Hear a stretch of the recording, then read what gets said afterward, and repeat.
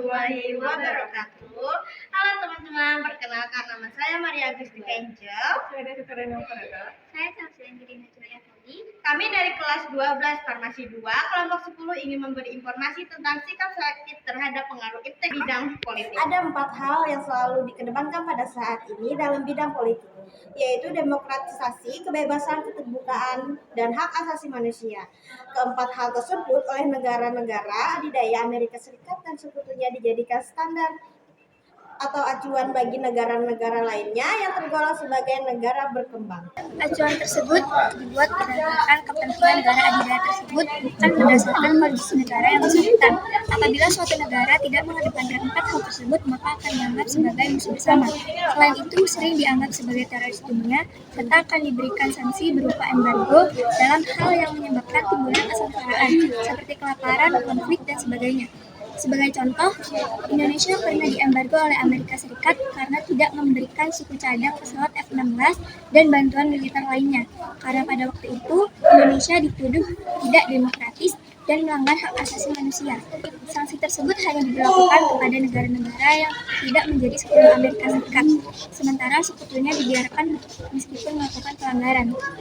Misalnya, Israel yang banyak membunuh rakyat Palestina dan menyerang Lebanon tetap diresmikan.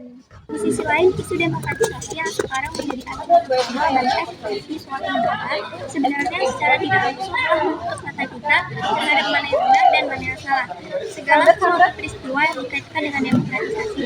Akan tetapi, demokratisasi yang diusang adalah demokratisasi yang dikehendaki oleh negara-negara adidaya untuk menekan bahkan menyerang negara-negara berkembang yang bukan sekutunya. Akibatnya selalu terjadi konflik yang pada akhirnya mengarah pada pertikaian negara.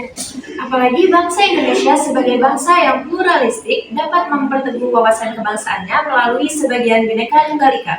Bangsa Indonesia harus menunjukkan eksistensinya sebagai negara yang kuat dan mandiri, namun tidak meninggalkan kemitraan dan kerjasama dengan negara-negara lain dalam hubungan yang seimbang, saling menguntungkan, saling menghormati, dan menghargai hak dan kewajiban masing-masing untuk mencapai hal tersebut. Kesalahan di atas dapat ditaati oleh Indonesia apabila menerapkan menganut paham demokrasi Pancasila.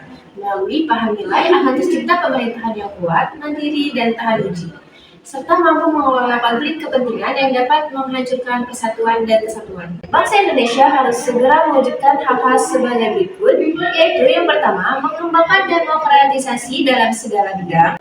Yang kedua, mengaktifkan masyarakat sipil dalam arena politik. Yang ketiga, ada mengadakan reformasi lembaga-lembaga politik agar menjalankan fungsi dan perannya dengan baik dan benar.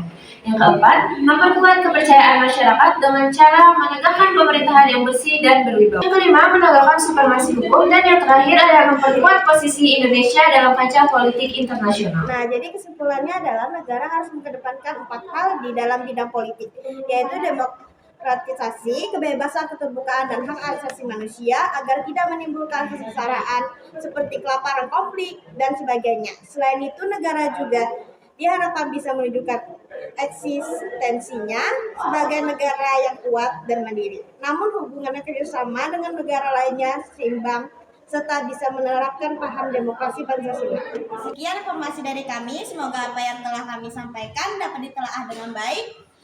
Jika ada kesalahan kata atau kekurangan kata, mohon dimaafkan. Kami pamit undur diri. Wassalamualaikum warahmatullahi wabarakatuh.